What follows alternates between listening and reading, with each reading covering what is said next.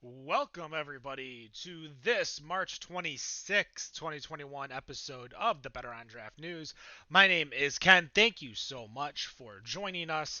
We appreciate you listening. Of course, you can listen to it live Friday night, 7 p.m. Eastern on betterondraft.tv or facebook.com/betterondraft. I personally am finishing up this bottle of Up in the Early from Wax Wings, as well as I've got this House of Earth from Wax Wings as well that I'm drinking. You guys, real quick, going around. Dan, vodka soda. Nick, Yes, sir. I don't Wax remember. Wings. Yeah, we're all drinking Wax Wings. The Into the Nazareth, the IPA. End of the Nazareth. Robert with the Unpro Pills and Wendy, Peach Got Sun She the Sprite. Queen, which again is damn tasty, and the peach sun sprite. All right. All right. Both of them. Here. And to help Robert, the first topic of the news, very simple.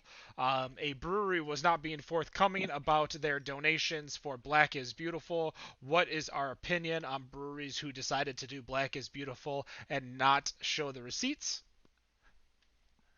That's it. Rob said a lot more than that for sure. Um, but nonetheless, the sentiment is that a brewery did not want to divulge the information. I will go first, simple and easy. If you are going to opt in to a beer like this, I would expect you to want to show the receipts in the first place.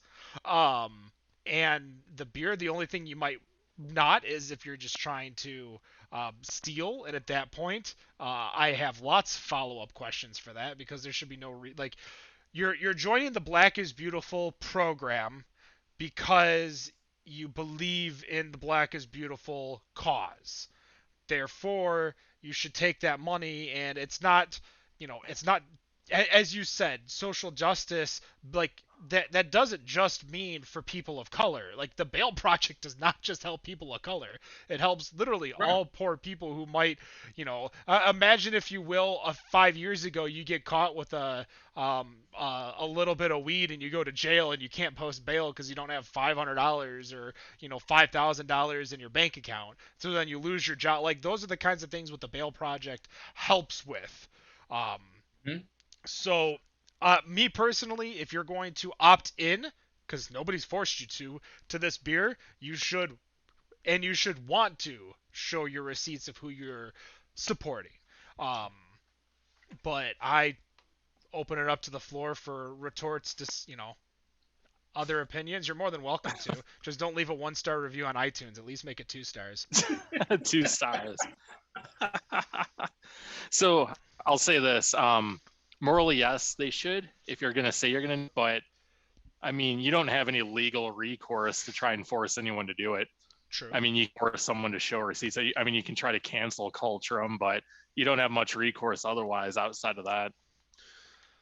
Well, it would all depend also on the contract, because obviously Marcus is giving you the recipe, and if he has in his contract, here is your recipe, and in turn you are obligated to do X. But I don't think Marcus did that. I think it was mostly on the honor It was, system. yeah, it was free for all on the website. You didn't really have to sign anything. Oh, okay, that might be true too. Yeah. My apologies. I didn't know if it was um, if there was a sign up or if it was just um, what does Loaded Dice Yeah. do? Open source. Open Yeah. It's source. open source. It's basically kind of he's putting that stuff out there that in good faith, this is what you're gonna do. Yep. So I'll let everyone else respond first before because there was something I was gonna say, but I'll let Wendy or Nick go before I jump in. So I agree. It should definitely be something that they're telling us what they're doing. I I don't know. I think I tried 24 different versions, and I made sure that every time I purchased one, I asked, "Where are you donating the money to?" To find out that they didn't donate the money to there would really upset me because that was part of the reason that I was going out and trying to get all of these different beers. So it's really shitty to me that a brewery would do that, would take the publicity of this campaign get those sales from people who thought they were helping out and then not tell us where that money's going. Yeah. Right. I'm kind of in the same boat as Wendy. I agree with Dan to it. It's privately owned company. You're not under any legal obligation per se to share anything. However, with as national or international of a move that this beer was, it was made no secret to anybody that Weathered Souls was going to go and do this and take this initiative, and the money raised going towards those causes. If you're putting your brewery out there, I think it's in your own in your brewery's best interest to make sure that you're following through on the commitment and ultimately a promise that you're going to take the money from the proceeds and ultimately give it to the organization that you're committing it to giving it to. As Weathered Souls has basically said, this is what you got to do. There's the honor system, and you should be following it, especially as global of a scale this beer went. But then on the flip side, are they under any legal obligation? No. It might be a really, really bad PR moment. But I guess nowadays PR is, could be anything, could be everything for some people. Takes one shitty moment, and then next thing you know, you're out of business. Right. And I think it just, for some of them, I think to define a bad PR moment, because, if this is something that we're going to deal with in terms of this beer, that, this kind of goes back to, me talking to Harry, Wayne, Sasha, and the whole group with the Drinking While Black, is that this is something where you may have that bad PR moment, but you're going to lose our business, because I'm not going to, go back to your brewery if you're not going to show that money was given to where you said it was going to go. I realize it's part of your business. I realize that it's not something that's contractually obligated from what Marcus and Weathered Souls has provided to you to be able to make this beer. But at the same time, you made the beer. You made the money off of it. It's in your best interest and good faith to show where those profits have gone. Even if you don't even have to show the profits, show us the letter that you got from the Bale Project, Detroit Boxing Gym, or wherever you donated to show that you gave a donation. There's always going to be a letter from the 501c3. Right. I may even take that. But it goes to good old Charlotte Street, aka Founders, where they've gone through this whole racial discrimination lawsuit and said that they were going to donate to local Detroit communities and local Detroit businesses and local Detroit, healthy centers and stuff like that. But in the year and a half that they've been in this position, they haven't shown a single receipt. So until they show something, I see nothing. Mm-hmm. And that's my problem with the breweries, is that if I don't see it, then to me it's not there. It goes to the saying, talk is cheap. Well, right. That's a DMX saying. we went with Mystical. Now we're going with DMX. All we're missing is the gold army tank for the No Limit stuff. Oh Lord! What year is it? What song did that come out? That make them say, "Oh, come out"? 97, 98? I don't remember. It sounds like it's about the right time. Shaq was still playing basketball. So. Just don't let me lose my mind up in here. All right, going on to the next one here, which actually we were talking about this with Wax Wings during the episode. If you haven't watched that or listened to that, definitely go ahead and check that out. But there was definitely a piece that I wanted to talk about also from Good Beer Hunting about Untappd.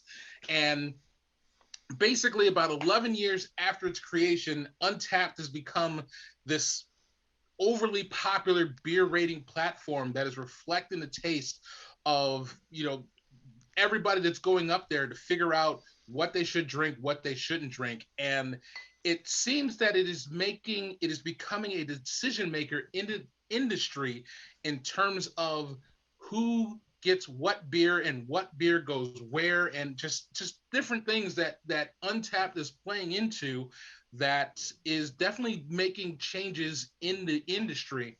One example that the article had talked about, Libby Kreider, the co-owner of St. Louis-based Second Shift Brewing, said that two potential business partners have cited Untappd scores as a reason to not work with Second Shift.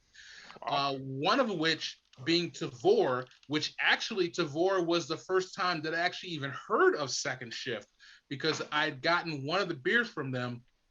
I think it was called Liquid Spiritual Delight, which was, it was short for LSD, but I believe that's what it stood for. It was a coffee stout, really good.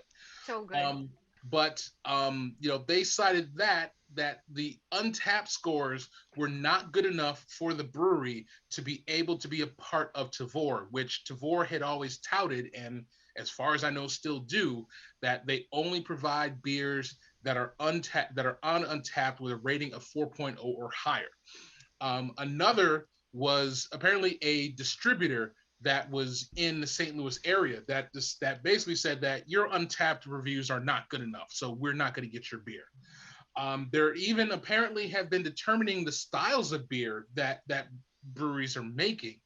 So obviously, like I said, that we have talked about it in the previous episode, but in terms of Untappd and the way that some of us use it, I know for myself, I don't use it at all, really. I know that we have our own, obviously, with the show, but with the influence that is happening with Untappd, it to me it seems like it is just getting too far and too deep, and I don't know if there's a way where I don't know, like if Untappd can be used for good, because it doesn't sound like, especially with the reviews that we were talking about with Wax Wings, about someone saying 1 star, wasn't my style. That's basically the same shit as you going on Amazon and rating something 1 star because it showed up 2 days late for 2 days shipping. You didn't rate the damn device, you rated the shipping. So it's like you're going off, and you're killing the beer. It feels like it is slowly killing the beer industry in some way that I just can't get. So Well, let's start off with a simple question. I know Rob, you know the answers, so I'll put it to the other three. They have 292,000 check-ins, 225 different beers on Untappd. They've been brewing since 2010. What is their brewery rating to the 100th? Do you think? Just throw for out a number. For this is for Second Shift out of St. Louis, the Missouri. second shift. Yeah. I'm going to say 2.5. Dan says 2.5. How many check-ins again? 292,000.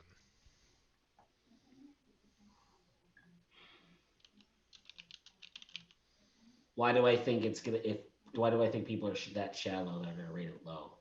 I don't know. Wendy, what do you think? Because Nick's taking too long. I'm gonna I'm say gonna, two. Go ahead, Wendy. I got. I'm gonna say a 3. I'm gonna go lower than Dan. 2.25. 3.93 Oh damn. out of 5. They're really good beer. So this is a brewery that has 3.93 out of 5, but is getting dropped from being considered by a distributor, as well as not considered by Tavor because their beers, or a specific beer because Tavor is 4.0 or higher, um, is that's what a lot of people think. And we had, I don't remember if this was a conversation I had with someone who worked in distribution, but back in the day there was a distributor who would print out opposing brewery ratings from Beer Advocate and post them at all the sites that they were at. So I'm making up the breweries and the names and stuff, so understand. But say for instance you were we'll go new because obviously we'll say Cigar City, which is in Michigan now.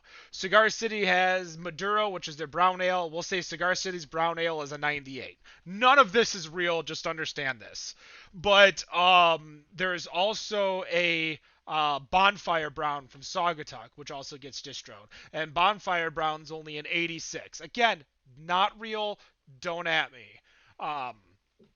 So the person distroing Cigar City would print out Saugatuck Brewing rating scores for Bonfire Brown and post it everywhere they went, because they would also post the Cigar City one to sell their brand. One more time, not a real story, but that's, people care about those ratings, and those ratings influence people as much, if not more, than labels. I think people would see that, and if they see a style that they like, an IPA, a red ale, a lager, a brown, a New England IPA, like if I'm looking for a M43 that's not M43, and I just see this, Juice Bigelow, which is rated, 96, I'll be like, all right, I'll go buy this because it's a New England IPA and highly rated. Um, but Beer Advocates ratings were a lot more. I would trust them a lot more to be judged based on the style and not what they are. Um, but again, if you like it, it's a good beer, right, Nick? That's right. See, and I want the labels to be able to do stuff like that, and just because if basically, and I think Ascension makes and if they put I believe they make a beer that's called "What Did the Five Hops Say to the Face," and if you put that in a can with like the Rick James hands doing this, like to come up, give it to me, baby, I'm buying that. I don't care what the ratings are because it's a fucking cool ass label. It's just So I understand I understand like the purpose of Untapped. It just seems like the purpose is starting to be used more for evil than good. I Well, agree. it's just another Yelp now. well, so It's I Ugh. almost looked up when you told the um Waxwing's story about their that particular review that you had read. I almost looked up to see if it was me, because when I first started using Untapped, that's the kind of stuff I would do. I rated a 2 because I was rating it personally. Don't want to go and buy this because you don't like that style. So I would rate it a 2 and say that's not my style, so that when I went back and looked at it, I would know that. As I started visiting more breweries and talking to brewers and talking to people in the industry, I realized, oh, other people are paying attention to this. So I stopped rating beers. Unless it's kick ass, it doesn't get a rating for me. I will put what I like about it, what I might not like about it. I use Untapped as a way for me to track what I've had, so that I know, yes, I've had this, I might like it, I might not. If I really liked it, I post it. But even within like 4 or 5 years, my taste changed. So I might have rated something a 2 in 2018, but now I'm going to rate it a 4, or I might rate it less depending on how my taste changed. So any business that is using that as a parameter for who they should be working with is really doing themselves a disservice, because they're losing out on a lot of good beer. and I guess another quick question in terms of doing the ratings is 255 characters enough to rate a beer? No. I Was mean, this Is this Twitter? It is to in 2021 apparently. to rate a beer, yes. To review a beer, no. Right. Well, yeah, to rate a beer, but I mean the whole. I feel like the whole point of Untapped is to rate and review. So if you don't have the room to review, then I feel like that's all you get is this whole not my style. Like, well, then don't fucking drink it. If you don't like IPAs, don't fucking drink. Go grab yourself a damn pilsner. And quite honestly, some of the beers that I've liked best, I haven't even checked in because I was too busy drinking them. Yeah, that's I have learned, as I went from the kind of person who would be rating beers as I would go through it like a festival, to then writing down like just in notes just so I could rate it later, to now I can't even tell you the last time that I rated a beer. Um, there are, mind you, I'm looking at the Bod podcast Untapped, which you can follow us and see what we're drinking. Please understand that there are some ratings. I try to delete them, but I can't. But if you look at some of the like lowest rated beers that I have, and I'm guessing one of them's a meme. I may have been drunk. But like M43 tart strawberry, I have a quarter rating. Wow. Sorry guys, I probably have tried to delete it and I can't. Um, or if I Don't feel do, bad, Ken. I wasn't too crazy about that one either. So not to the level I'll of get one. quarter though. So we'll yeah, I'll go fair back and I'll enough. see if I But can try to figure this out. But again, like there are things that I thought were really bad, like Twisted Pretzel Wheat from Shock Top. wait, Um, wasn't that the one that we had at that one beer festival at at Pine the Knob? yeah DTE.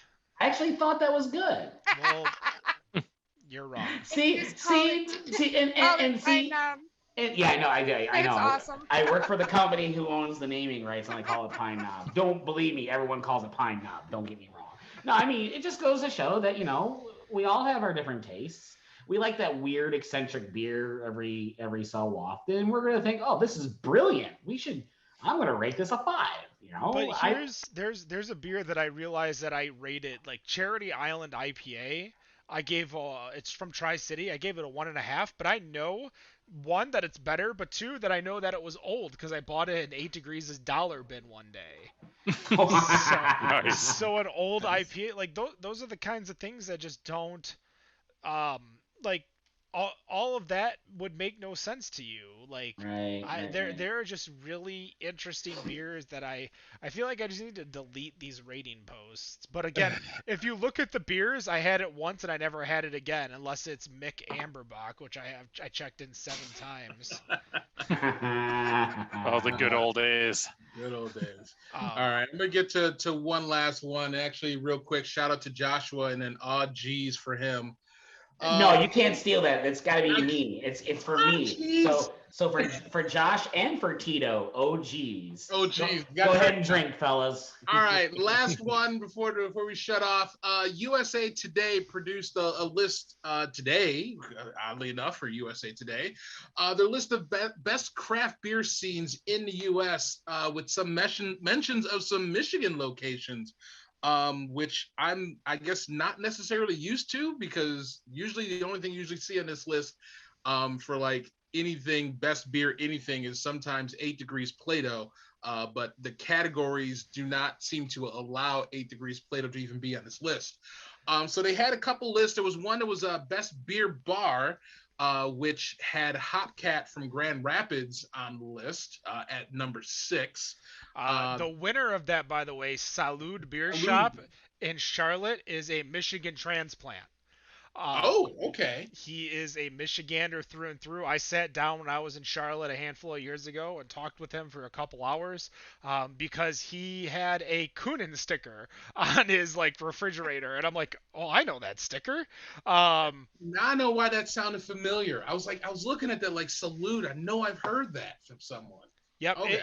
it is an 8 Degrees esque place in Charlotte, North Carolina, and a must stop for sure. Continue, Rob. Definitely. All right. Best beer city. Shout out to Grand Rapids, Beer City, USA, taking a number 1 spot on that. That list also included places like St. Louis, Asheville, Philly, Indianapolis, Denver, Atlanta, Fort Collins, Milwaukee, and Charlotte. So 2 cities in North Carolina in that one. So good job on that. Beer Garden, Best Beer Garden didn't have anything in Michigan, but rated number 1, and that was the Raleigh Beer Garden in Raleigh, North Carolina.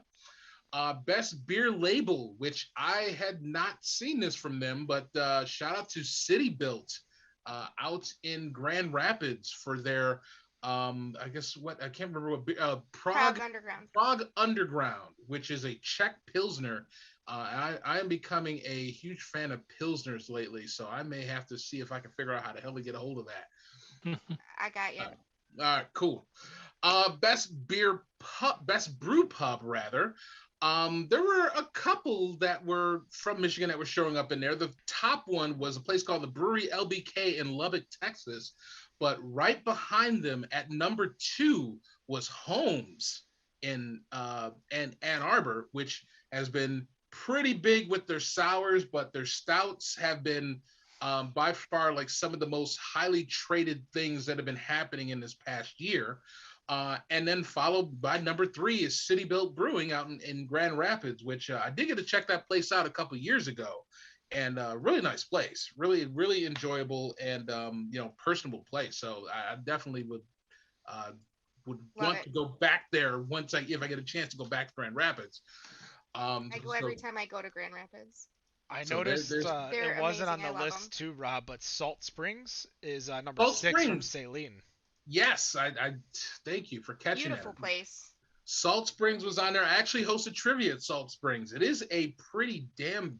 It's bigger than it looks from the outside Hmm. because Salt Springs is a converted church, and then when you get in there, it's just like this is much bigger than I thought this place was going to be. Really, really nice place. We actually did have them on the show, I believe. We did. Yes, so really, really cool people there. Best cidery, nothing in Michigan, and then in there, but number 1 was a place called Milk and Honey Ciders in St. Joseph, Minnesota. So I guess some cider places to definitely check out. Just check out them. Best new brewery was a place in Atlantic City called The Seed, a living beer project. I never heard of a brewery that had a subtitle, but they have a subtitle. They have a subtitle. And best small town beer scene in Georgia, the city of Avondale Estates is number 1. But on that list, number 7, which I think is kind of starting to grow here in Michigan, is Traverse City.